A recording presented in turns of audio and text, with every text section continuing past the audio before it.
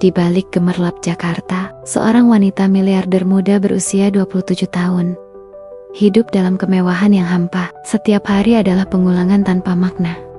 Hingga sebuah tatapan mata tak terduga dari seorang gelandangan di jalanan mengguncang dunianya. Mungkinkah seseorang yang tak memiliki apa-apa justru memegang kunci kebahagiaan sejati yang selama ini ia cari? Simak terus videonya sampai selesai agar tidak gagal paham. Sebelum kita lanjut, jangan lupa tekan like, share, dan subscribe agar tidak ketinggalan video terbaru dan kisah-kisah inspiratif lainnya.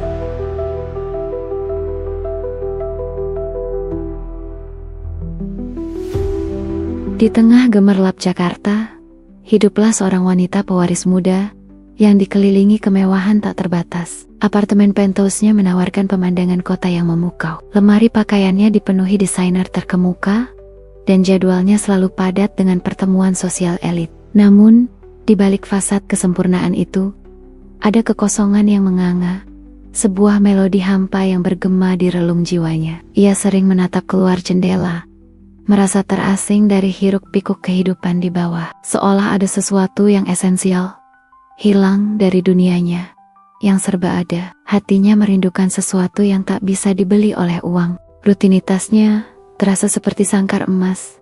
Setiap hari adalah pengulangan yang monoton, tanpa makna mendalam. Senyumnya seringkali hanya topeng, menyembunyikan kelelahan jiwa yang tak terucapkan. Ia menghadiri pesta-pesta megah, namun percakapan yang terjadi terasa dangkal, tak menyentuh inti perasaannya. Keberadaan harta benda melimpah justru mempertegas kesendiriannya. Ada kerinduan akan koneksi yang otentik, sebuah sentuhan kemanusiaan yang nyata, yang tak pernah ia temukan dalam lingkaran sosialnya yang eksklusif. Suatu sore yang mendung, saat kemacetan Jakarta mencapai puncaknya, Anita terjebak dalam limusinnya. Pandangannya tanpa sengaja jatuh pada seorang pria tua gelandangan di pinggir jalan. Pria itu, dengan pakaian lusuh dan mata yang memancarkan kelelahan, tampak tenang di tengah kekacauan. Perjumpaan singkat itu meninggalkan jejak. Pria itu tidak meminta apapun, tidak menunjukkan keputusasaan, hanya ada ketenangan. Kontras antara kehidupannya yang penuh hiruk-pikuk dan ketenangan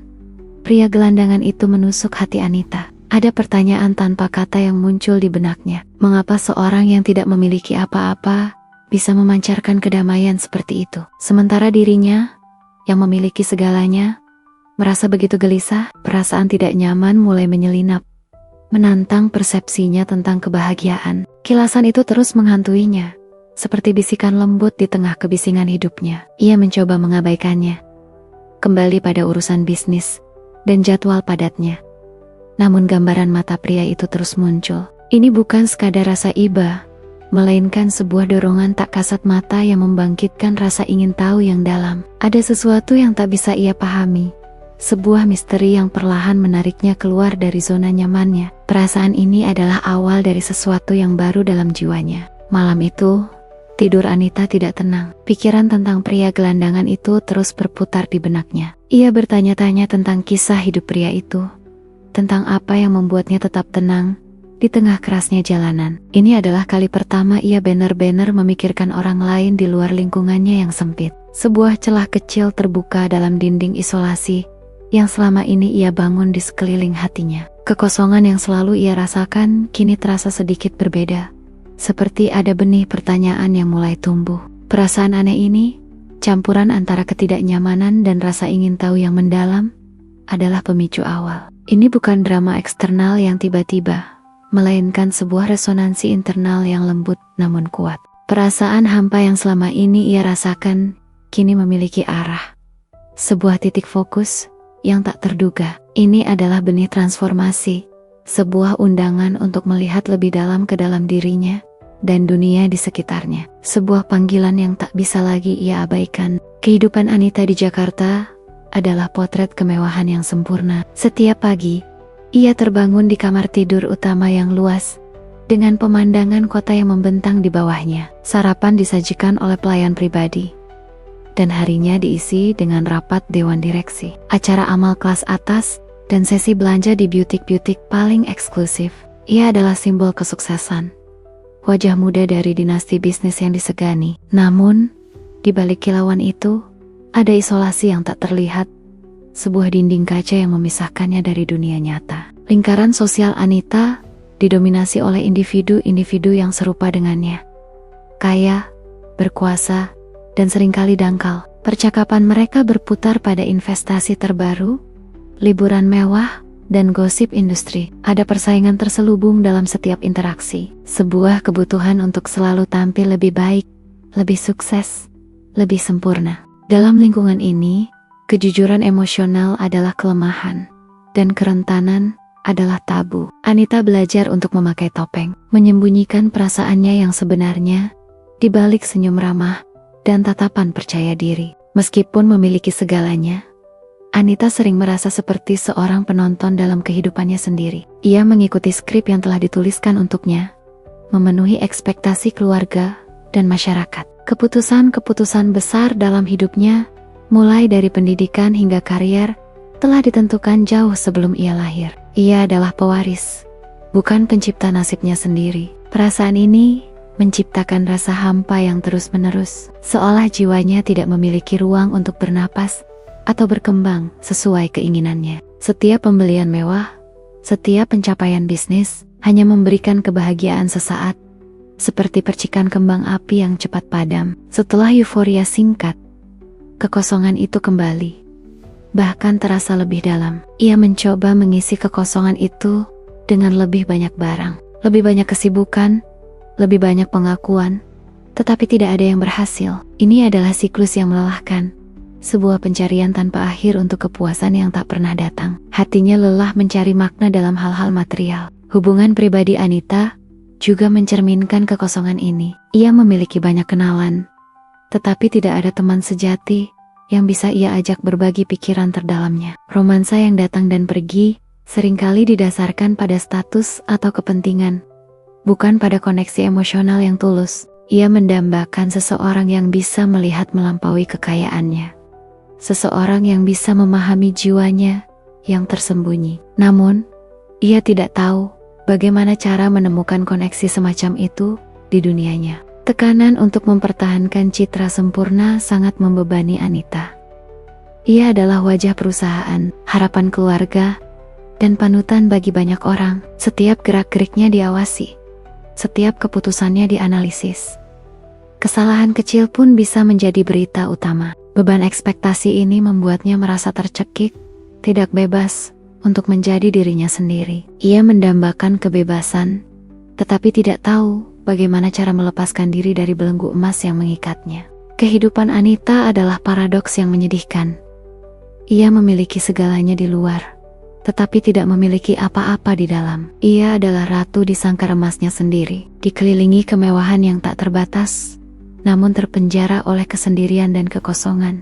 Ini adalah latar belakang yang krusial untuk memahami mengapa pertemuan tak terduga dengan seorang gelandangan bisa memicu perubahan yang begitu mendalam dalam dirinya. Jiwanya haus akan makna sejati. Di balik tirai kemewahan, Anita bergulat dengan kecemasan yang tak terucapkan. Ia sering terbangun di tengah malam, dihantui oleh pertanyaan-pertanyaan eksistensial tentang tujuan hidupnya. Apakah ini saja? Apakah kebahagiaan sejati hanya tentang angka di rekening bank atau jumlah pengikut di media sosial? Pertanyaan-pertanyaan ini menggerogoti jiwanya, menciptakan kegelisahan yang tak bisa ditenangkan oleh harta benda apapun.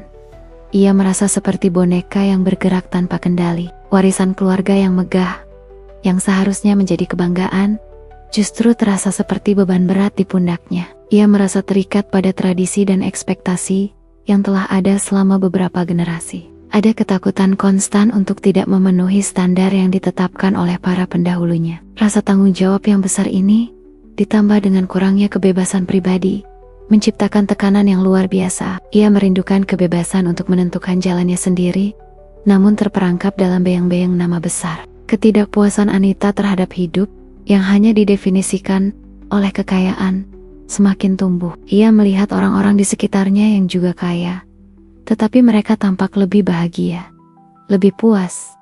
Ia bertanya-tanya, apa yang membedakan mereka? Apakah ada rahasia yang tidak ia ketahui? Pencarian makna ini membuatnya merasa semakin terasing dari dunianya sendiri. Ia mulai mempertanyakan nilai-nilai yang selama ini ia anut, mencari sesuatu yang lebih substansial. Kesendirian Anita seringkali termanifestasi dalam tindakan-tindakan kecil yang tak disadari. Ia sering makan sendirian di restoran-restoran mewah, menatap kosong keluar jendela. Ia menghabiskan malam-malamnya di rumah, dikelilingi kemewahan, namun merasa sangat kesepian. Ia menghindari percakapan mendalam, takut mengungkapkan kerentanan yang ia sembunyikan. Setiap tawa yang ia paksakan terasa seperti pengkhianatan terhadap perasaannya yang sebenarnya. Meskipun dikelilingi oleh staf dan pengawal, ia merasa tidak ada yang benar-benar mengenalnya. Mereka melihat Anita sang miliarder, bukan Anita sang manusia. Ia mendambakan seseorang yang bisa melihat jiwanya,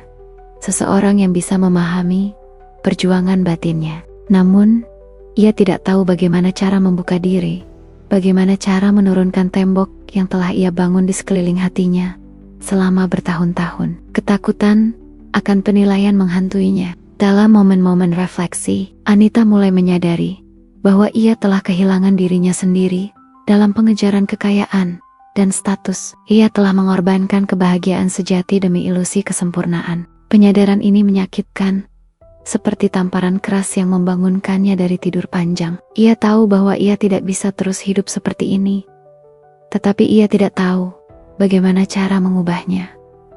Ada kebingungan dan keputusasaan yang mendalam di hatinya. Gema kekosongan ini adalah pemicu utama bagi perubahan yang akan datang. Ini adalah fondasi emosional yang memungkinkan Anita untuk terbuka terhadap pengalaman baru, terutama yang menantang pandangan dunianya. Tanpa kekosongan ini, pertemuan dengan gelandangan itu mungkin hanya akan menjadi catatan kaki yang terlupakan. Namun, karena jiwanya yang haus akan makna, ia siap untuk sebuah transformasi yang akan mengubah segalanya. Beberapa hari setelah pertemuan singkat itu, gambaran pria gelandangan itu terus berkelebat di benak Anita.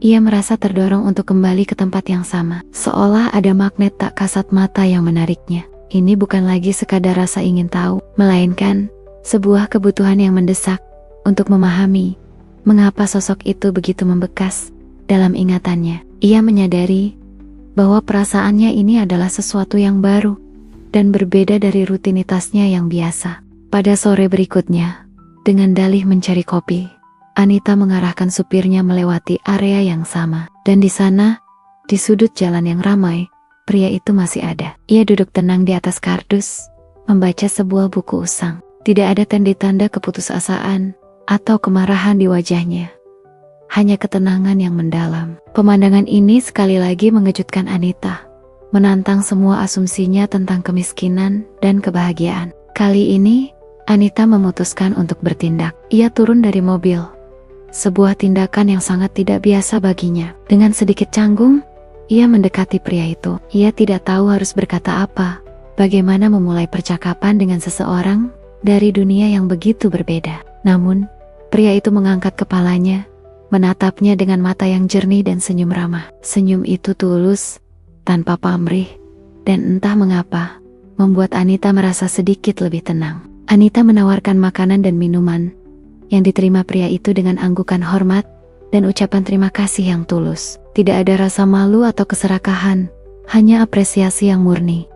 Dalam interaksi singkat ini, Anita merasakan sesuatu yang lebih dari sekadar memberi dan menerima. Ada koneksi manusiawi yang sederhana, namun begitu kuat, yang melampaui status sosial mereka.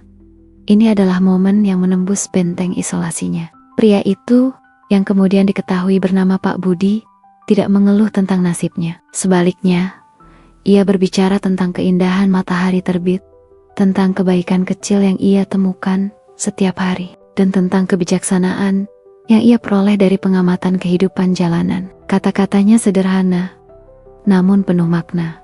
Seperti mata air jernih di tengah gurun, Anita mendengarkan dengan saksama, merasa terpukau oleh perspektif yang sama sekali baru. Pak Budi tidak meminta uang atau bantuan lebih lanjut. Ia hanya berbagi kisah-kisah kecil dan pandangannya tentang dunia. Dalam setiap kata, ada kedamaian yang mendalam. Sebuah penerimaan akan takdir yang membuat Anita terdiam. Ia menyadari bahwa Pak Budi memiliki kekayaan yang jauh lebih berharga daripada semua harta yang ia miliki. Kekayaan batin dan ketenangan jiwa. Ini adalah sebuah pelajaran hidup yang tak ternilai harganya. Pertemuan ini bukanlah sekadar interaksi. melainkan sebuah katalis. Itu adalah momen ketika Anita benar-benar melihat Pak Budi, bukan sebagai gelandangan, tetapi sebagai seorang manusia dengan kebijaksanaan dan martabat. Ini adalah awal dari perubahan batin yang mendalam.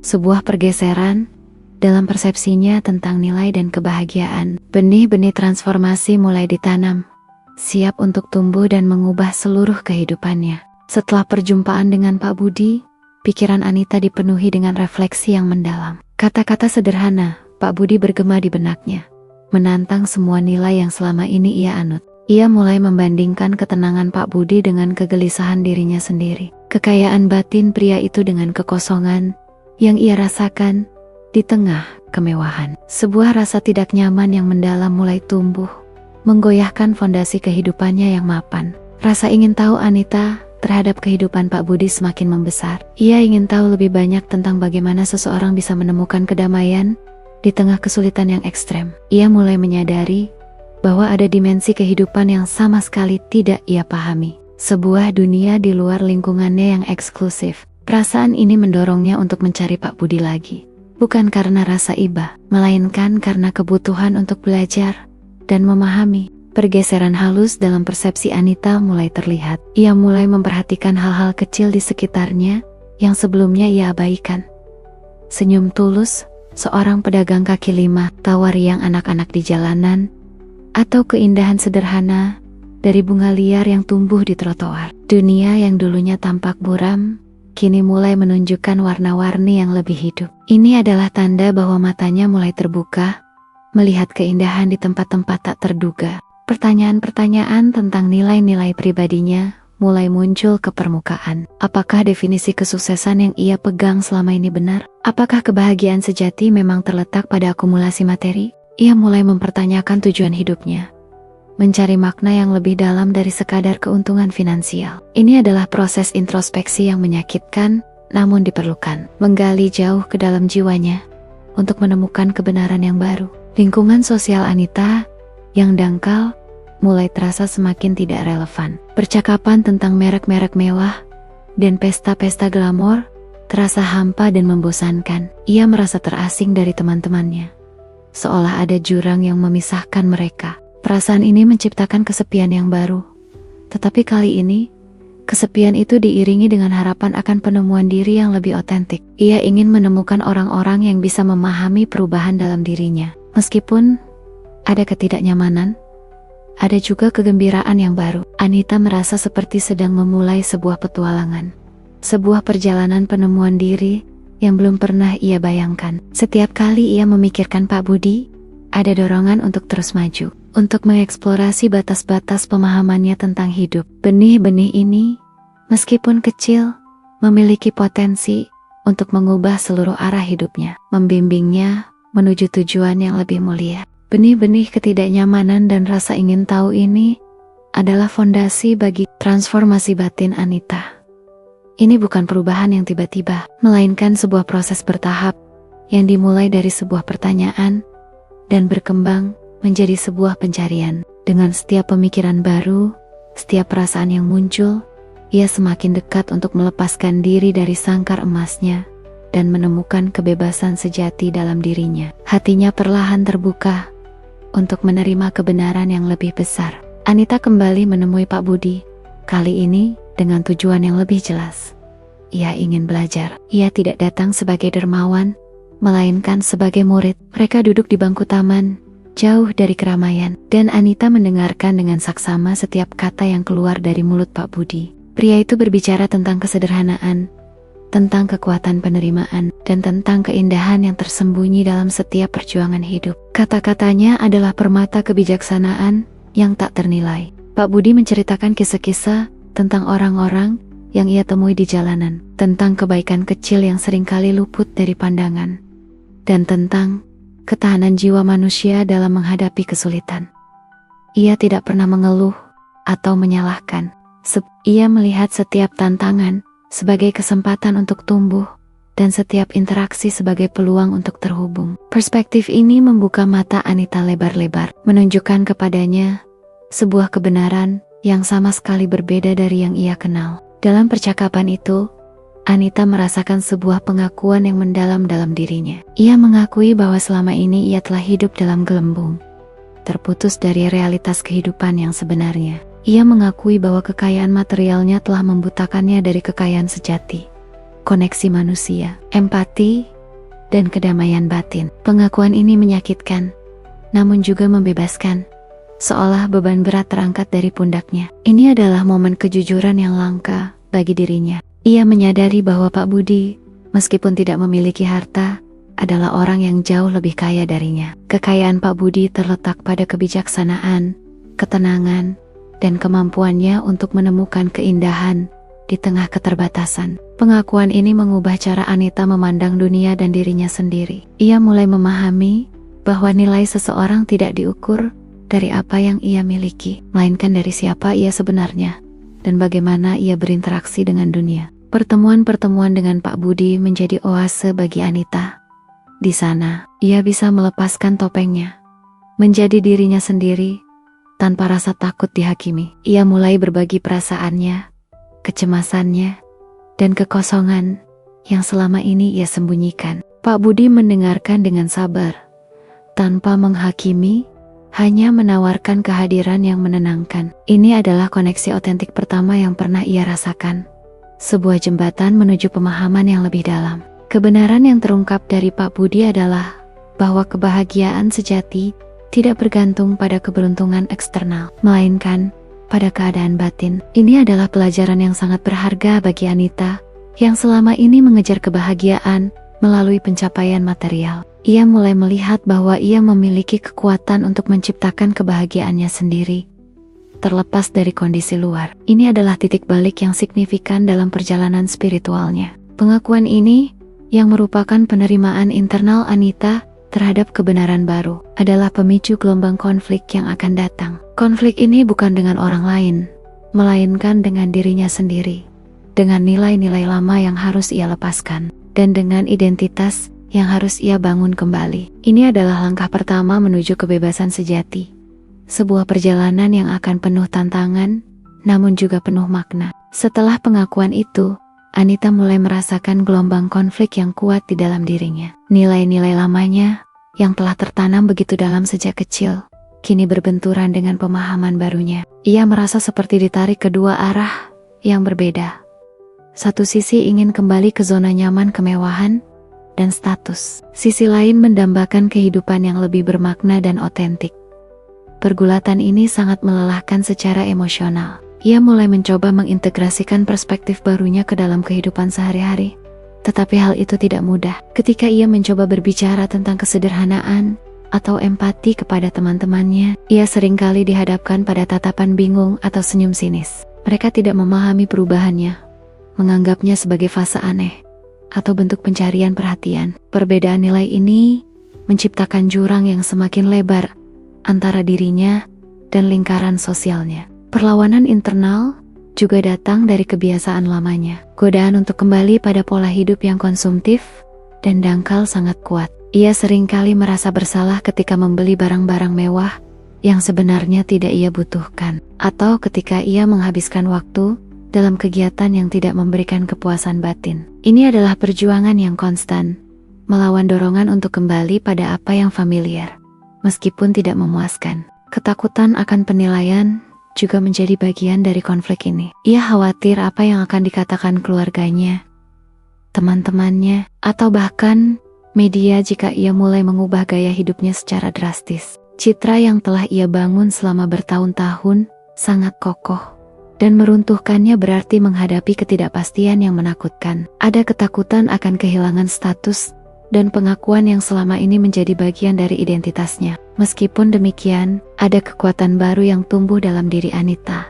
Semakin ia bergulat dengan konflik ini, semakin ia menyadari betapa pentingnya untuk tetap setia pada kebenaran yang telah ia temukan. Suara hati nuraninya semakin kuat, membimbingnya untuk memilih jalan yang lebih bermakna.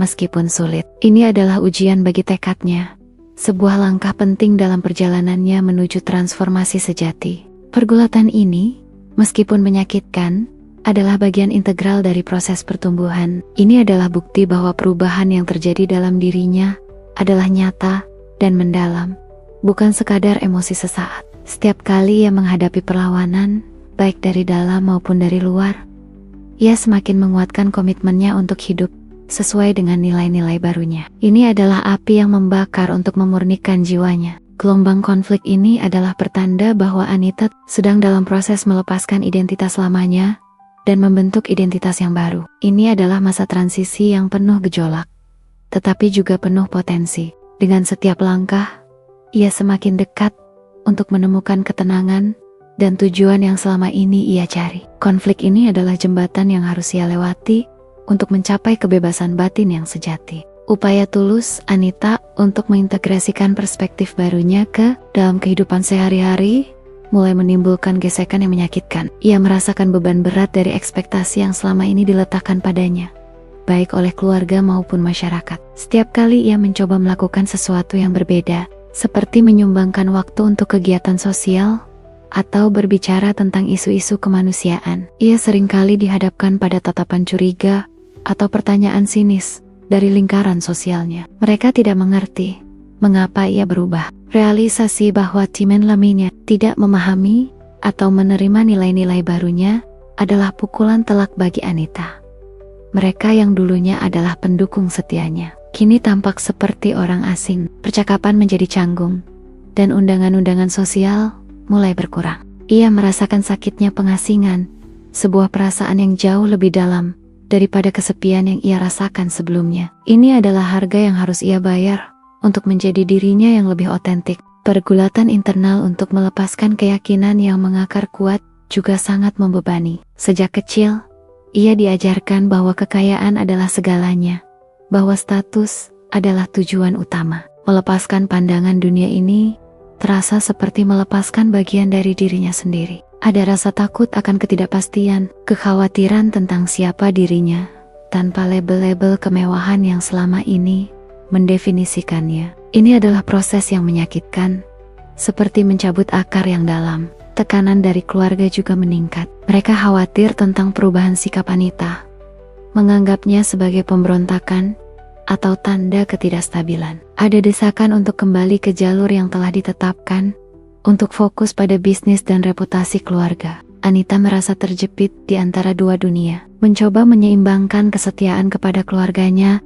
dengan kebutuhan untuk mengikuti panggilan jiwanya sendiri. Ini adalah dilema yang sangat membebani hatinya. Setiap hari adalah perjuangan. Ia merasa seperti berjalan di atas tali tipis, mencoba menjaga keseimbangan antara identitas lamanya dan identitas barunya. Ada momen-momen keraguan yang mendalam, di mana ia bertanya-tanya apakah ia telah membuat keputusan yang salah. Rasa sakit emosional ini, meskipun tidak terlihat secara fisik, terasa sangat nyata, seperti luka yang terus-menerus menganga di dalam jiwanya. Beban penghakiman, baik dari orang lain maupun dari dirinya sendiri, terasa sangat berat. Ia merasa seperti sedang diuji, dipaksa untuk membuktikan bahwa pilihannya adalah yang benar. Setiap kritik, setiap tatapan sinis, menambah beban di pundaknya. Namun, di tengah rasa sakit itu, ada juga tekad yang semakin kuat untuk tidak menyerah, untuk terus berjalan di jalur yang ia yakini benar,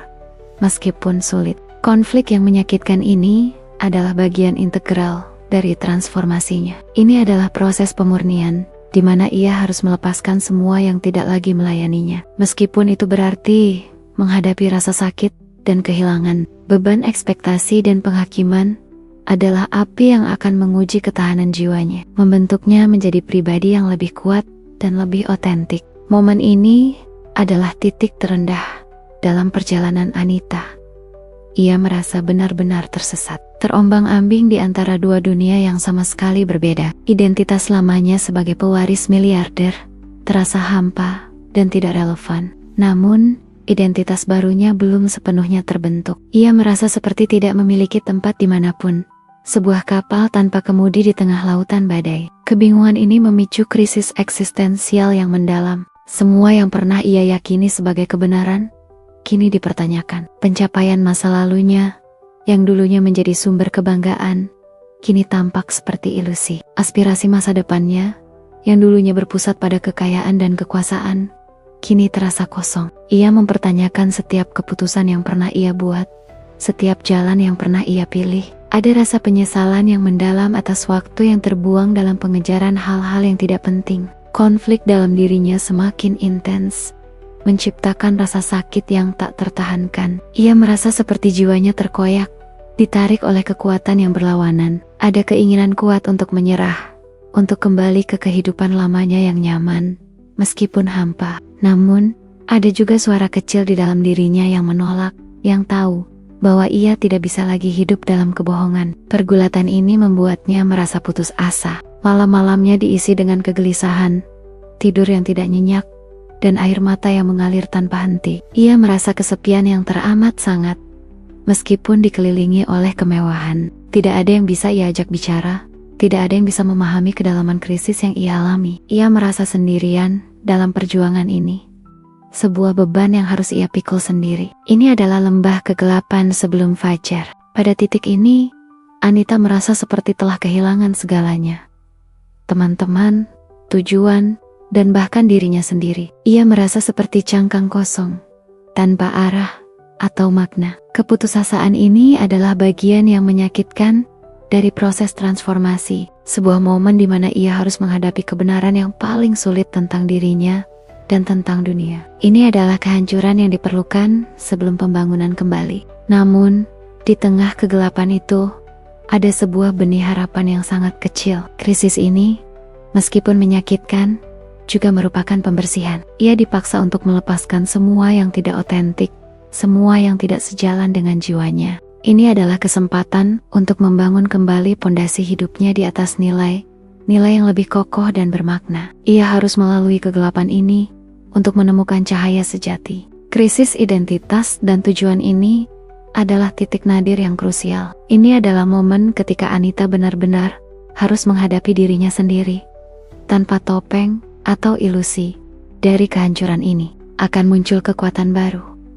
Sebuah transformasi spiritual yang akan membawanya menuju ketenangan dan tujuan yang selama ini ia cari. Ini adalah malam tergelap sebelum fajar menyingsing dalam jiwanya. Setelah mencapai titik terendah dalam krisisnya, Anita menemukan sebuah jalan baru melalui kerentanan. Dalam keputusasaan itu, ia menyadari bahwa ia tidak bisa lagi menyembunyikan perasaannya. Ia memutuskan untuk sepenuhnya membuka diri kepada Pak Budi, menceritakan semua kegelisahan, kekosongan, dan krisis yang ia alami. Ini adalah tindakan yang sangat berani baginya, melepaskan semua topeng dan pertahanan yang selama ini ia kenakan. Pak Budi mendengarkan dengan penuh perhatian dan empati, tanpa menghakimi. Ia tidak menawarkan solusi instan, tetapi hanya kehadiran yang menenangkan dan kata-kata bijak yang menguatkan. Ia berbicara tentang kekuatan dalam kerentanan, tentang bagaimana membuka diri adalah langkah pertama menuju koneksi yang tulus. Dalam momen berbagi yang mendalam ini, Anita merasakan beban berat terangkat dari pundaknya, digantikan oleh rasa lega yang luar biasa. Melalui interaksi yang tulus ini, Anita mulai menemukan makna sejati dari koneksi manusia. Ia tidak lagi melihat Pak Budi sebagai gelandangan, melainkan sebagai seorang guru, seorang teman, dan cerminan dari kemanusiaan yang ia rindukan. Hubungan mereka melampaui status sosial, menjadi jembatan yang menghubungkan dua dunia yang berbeda. Ini adalah bukti bahwa koneksi sejati tidak mengenal batas atau label. Transformasi spiritual Anita benar-benar dimulai di sini. Ia mulai melepaskan fokus pada dirinya sendiri dan mengalihkan perhatiannya pada orang lain, pada kebutuhan mereka, dan pada cara ia bisa memberikan dampak positif. Ini bukan lagi tentang apa yang bisa ia dapatkan, melainkan tentang apa yang bisa ia berikan. Pergeseran ini terasa seperti membuka pintu hati yang telah lama tertutup, membiarkan cahaya masuk. Ia mulai secara sukarela membantu Pak Budi dan orang-orang lain di sekitarnya. Tidak dengan uang semata, tetapi dengan waktu, perhatian, dan empati yang tulus. Ia mendengarkan cerita mereka, berbagi tawa, dan menawarkan dukungan. Dalam setiap tindakan kebaikan ini, ia menemukan tujuan yang lebih besar dari dirinya sendiri. Sebuah kepuasan yang jauh melampaui segala kemewahan yang pernah ia miliki. Perasaan empati dan kasih sayang yang baru tumbuh dalam dirinya terasa seperti mata air yang menyegarkan jiwanya yang kering. Ia menyadari bahwa kebahagiaan sejati tidak ditemukan dalam akumulasi, melainkan dalam berbagi dan terhubung. Ini adalah pelajaran yang mengubah hidupnya membimbingnya menuju jalan yang lebih bermakna dan memuaskan. Hatinya dipenuhi kehangatan yang belum pernah ia rasakan sebelumnya. Dengan merangkul kerentanan dan koneksi, Anita menemukan kekuatan baru dalam dirinya. Ia tidak lagi takut untuk menunjukkan siapa dirinya sebenarnya. Dan ia tidak lagi merasa kesepian. Ini adalah awal dari ketenangan baru. Sebuah kedamaian yang datang dari dalam, yang tidak bisa digoyahkan oleh kondisi eksternal. Perjalanan spiritualnya telah membawanya pulang ke dirinya sendiri. Dalam babak baru kehidupannya, Anita mengalami kedamaian batin yang mendalam dan abadi. Perspektifnya tentang kekayaan, kesuksesan dan kebahagiaan telah berubah secara fundamental dan tidak dapat diubah. Ia menyadari bahwa kekayaan sejati bukanlah tentang berapa banyak yang ia miliki, melainkan tentang seberapa kaya jiwanya, seberapa besar kapasitasnya untuk mencintai dan terhubung dengan sesama. Pemahaman ini membebaskannya dari belenggu materi. Kini, Anita memandang kekayaannya bukan sebagai beban atau sumber kekosongan, melainkan sebagai alat yang ampuh untuk menciptakan dampak positif. Ia tidak meninggalkan kehidupannya yang istimewa, tetapi ia mendefinisikannya ulang dengan seperangkat nilai baru yang berakar pada kasih sayang dan tujuan. Uangnya kini menjadi sarana untuk mendukung inisiatif yang benar-benar berarti, bukan sekadar untuk kepuasan pribadi. Tindakannya kini secara konsisten mencerminkan semangatnya yang telah berubah. Ia tidak lagi mencari validasi dari luar atau mengejar status. Sebaliknya, ia menemukan kepuasan dalam tindakan-tindakan kecil kebaikan, dalam membantu orang lain, dan dalam membangun jembatan antar manusia. Ada ketenangan dalam setiap langkahnya, sebuah keyakinan yang datang dari dalam, bahwa ia berada di jalur yang benar. Ketenangan ini bukan berarti tidak ada tantangan lagi dalam hidupnya, melainkan ia kini memiliki alat untuk menghadapinya dengan damai. Ia tidak lagi merasa terombang-ambing oleh opini orang lain atau oleh tekanan sosial.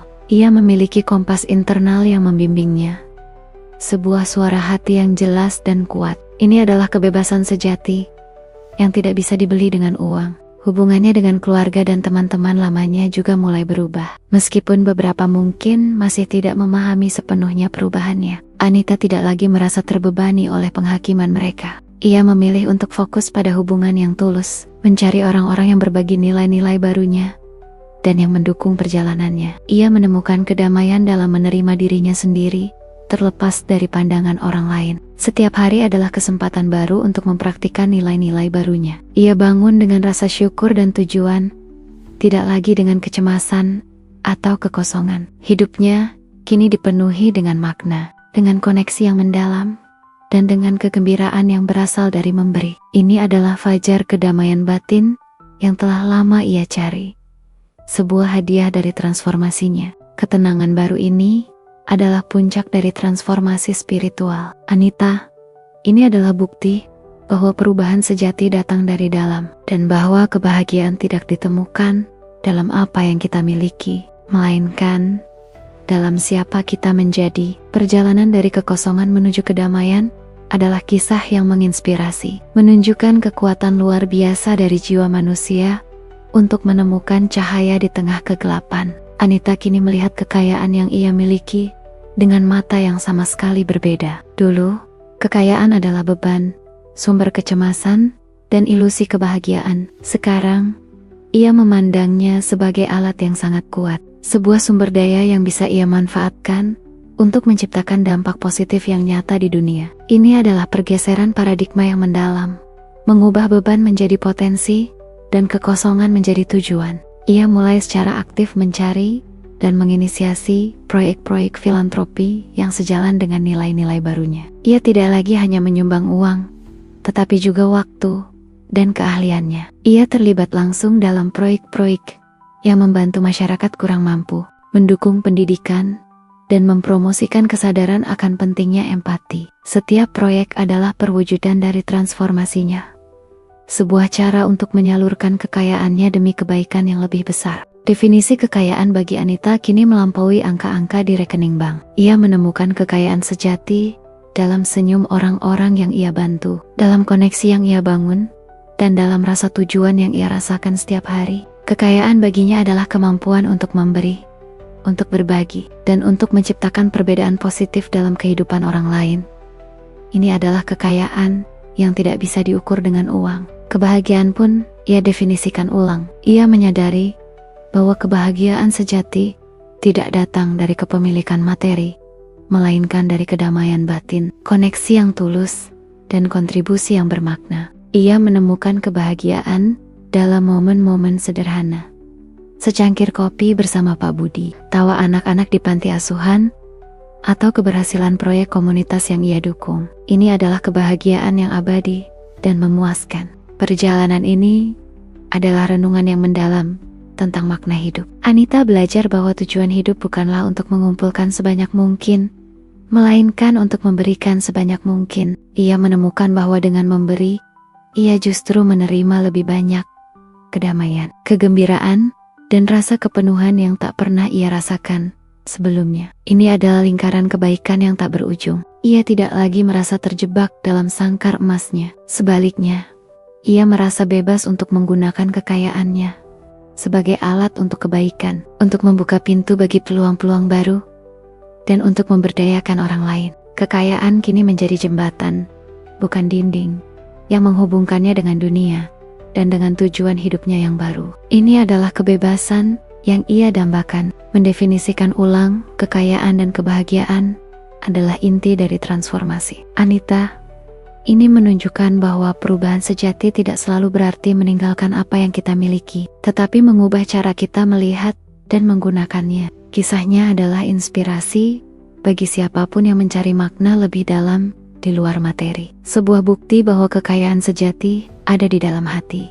Transformasi internal Anita kini memanifestasikan dirinya dalam cara ia berinteraksi dengan dunia. Ia tidak lagi hidup dalam gelembung kemewahan, terputus dari realitas. Sebaliknya, ia secara aktif terlibat dengan masyarakat, membangun jembatan di mana sebelumnya ada dinding. Ini adalah bukti nyata bahwa perubahan dalam dirinya telah menciptakan efek riak positif yang meluas, menyentuh banyak kehidupan di sekitarnya. Ia memulai program-program pemberdayaan komunitas, menggunakan sumber dayanya untuk memberikan pelatihan keterampilan, akses pendidikan, dan dukungan kesehatan bagi mereka yang membutuhkan. Ia tidak hanya memberikan dana, tetapi juga turun langsung, berinteraksi dengan para penerima manfaat, mendengarkan cerita mereka, dan memahami kebutuhan mereka secara mendalam.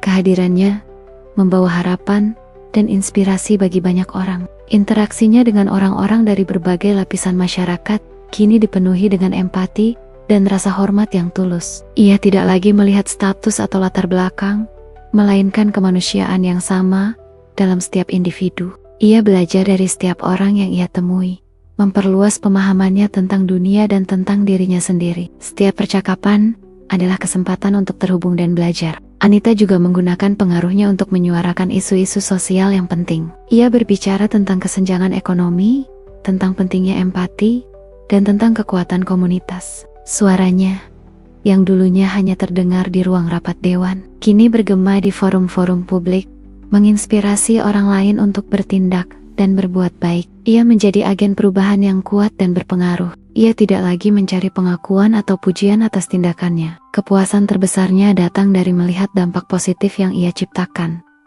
dari senyum di wajah orang-orang yang ia bantu, dan dari rasa tujuan yang ia rasakan setiap hari. Ini adalah kebahagiaan yang murni dan tanpa pamrih, sebuah hadiah dari hatinya yang telah berubah. Ia menemukan makna sejati dalam memberi. Hubungannya dengan Pak Budi tetap menjadi jangkar baginya, sebuah pengingat konstan akan awal transformasinya. Mereka sering bertemu, berbagi cerita dan tawa, sebuah persahabatan yang melampaui segala perbedaan. Pak Budi adalah cerminan dari kebijaksanaan dan ketenangan yang ia dambakan, dan Anita adalah bukti hidup dari kekuatan empati dan koneksi. Persahabatan mereka adalah inspirasi. Dengan membangun jembatan, bukan dinding, Anita tidak hanya mengubah hidup orang lain, tetapi juga terus memperkaya hidupnya sendiri. Setiap koneksi yang ia bangun, setiap tindakan kebaikan yang ia lakukan, semakin memperkuat rasa tujuan dan kedamaian dalam dirinya. Ini adalah warisan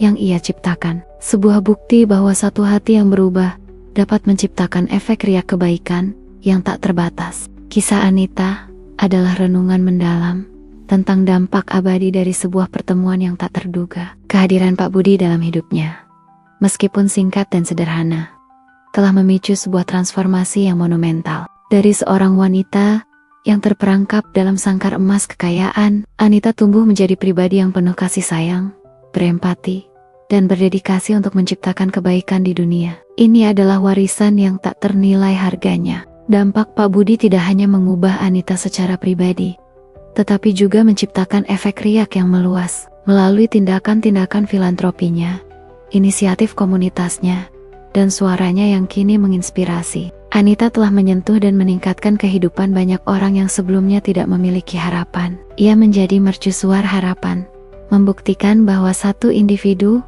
dapat membuat perbedaan besar. Warisan kasih sayang ini bukan hanya tentang uang yang ia sumbangkan, tetapi tentang hati yang ia berikan. Ia mengajarkan bahwa kekayaan sejati adalah kemampuan untuk melihat kemanusiaan dalam setiap orang, untuk menawarkan empati tanpa batas, dan untuk bertindak dengan belas kasih. Ini adalah pelajaran yang jauh lebih berharga daripada semua harta benda yang pernah ia miliki. Sebuah kebijaksanaan yang akan terus hidup. Melalui perjalanannya, Anita menemukan bahwa kebijaksanaan sejati seringkali datang dari tempat-tempat yang paling tidak terduga. Pak Budi, seorang gelandangan, menjadi gurunya yang paling berharga, mengajarkan kepadanya pelajaran tentang kehidupan, kedamaian, dan tujuan yang tak pernah ia temukan di sekolah bisnis atau lingkaran sosialnya. Ini adalah bukti bahwa martabat dan kebijaksanaan tidak mengenal status sosial. Kisah ini adalah pengingat bahwa setiap pertemuan, sekecil apapun,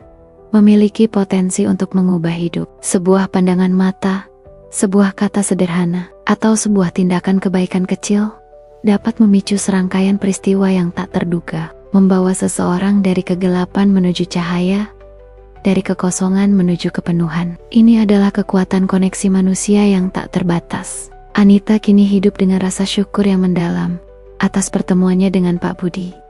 Ia menyadari bahwa kekosongan yang dulu ia rasakan adalah sebuah panggilan, sebuah undangan untuk mencari sesuatu yang lebih besar dari dirinya sendiri. Perjalanan ini, meskipun penuh tantangan, telah membawanya pada penemuan diri yang paling berharga. Sebuah tujuan hidup yang kini ia jalani dengan penuh gairah. Warisan kasih sayang Anita adalah bukti hidup dari kekuatan transformasi spiritual. Ini adalah kisah tentang bagaimana satu hati yang berubah dapat menciptakan gelombang kebaikan yang tak terbatas, menginspirasi orang lain untuk melihat dunia dengan mata yang lebih berempati, dan untuk menemukan kekayaan sejati dalam koneksi dan tujuan. Kisahnya akan terus menginspirasi generasi yang akan datang. Kisah Anita adalah bukti nyata bahwa kekayaan sejati tidak terletak pada harta benda yang kita kumpulkan, melainkan pada kedalaman koneksi yang kita bangun, empati yang kita berikan, dan tujuan yang kita temukan dalam hidup. Dari seorang wanita miliarder yang terperangkap dalam kekosongan, Anita menemukan kepenuhan melalui pertemuan tak terduga dengan seorang gelandangan. Perjalanan transformasinya adalah pengingat kuat akan kekuatan luar biasa dari hati yang terbuka dan jiwa yang mencari makna. Pertemuan sederhana dengan Pak Budi, seorang pria yang tidak memiliki apa-apa secara materi, telah memicu revolusi dalam diri Anita. Ia belajar bahwa kebijaksanaan, kedamaian, dan martabat tidak mengenal status sosial atau kekayaan. Ini adalah pelajaran yang mengubah cara ia memandang dunia, dirinya sendiri, dan tujuan hidupnya. Dari seorang pengamat, ia menjadi partisipan aktif dalam menciptakan kebaikan. Transformasi spiritual Anita mengajarkan kita bahwa perubahan paling mendalam seringkali dimulai dari dalam. Kekosongan yang ia rasakan bukan untuk diisi dengan lebih banyak barang, tetapi dengan lebih banyak empati, lebih banyak koneksi, dan lebih banyak tujuan. Ia menemukan bahwa dengan memberi, ia justru menerima lebih banyak kebahagiaan yang abadi, kedamaian yang tak tergoyahkan, dan makna yang tak terbatas. Kisah ini adalah ajakan untuk merenungkan definisi kita sendiri tentang kekayaan dan kebahagiaan. Apakah kita terlalu sering mengejar ilusi, mengabaikan permata sejati yang ada di sekitar kita? Apakah kita berani melangkah keluar dari zona nyaman kita untuk melihat dunia dengan mata yang baru, dan untuk terhubung dengan orang lain melampaui label dan asumsi? Ini adalah pertanyaan yang perlu kita jawab. Dampak dari hati Anita yang berubah telah menciptakan efek riak yang meluas, menyentuh banyak kehidupan di sekitarnya. Ia telah membuktikan bahwa satu individu dengan tekad dan kasih sayang, memiliki kekuatan untuk mengubah dunia. Sedikit demi sedikit, kisahnya adalah inspirasi bagi kita semua untuk menjadi agen perubahan positif, untuk menyebarkan kebaikan, dan untuk membangun jembatan antar manusia. Mari kita semua merenungkan pesan kuat dari kisah Anita. Bagaimana kita dapat menggunakan apa yang kita miliki, baik itu waktu, sumber daya, atau empati, untuk menciptakan dampak positif di lingkungan kita. Bagaimana kita bisa lebih terbuka untuk belajar dari setiap orang yang kita temui, terlepas dari latar belakang mereka. Setiap tindakan kebaikan, sekecil apapun, memiliki potensi untuk memicu transformasi besar. Bagikan pemikiran Anda di kolom komentar di bawah. Apa yang paling menyentuh hati Anda dari kisah Anita? Bagaimana Anda mendefinisikan kekayaan sejati dalam hidup Anda? Mari kita terus menyebarkan pesan tentang empati, koneksi, dan transformasi. Kisah ini adalah pengingat bahwa di setiap hati ada potensi untuk mengubah dunia.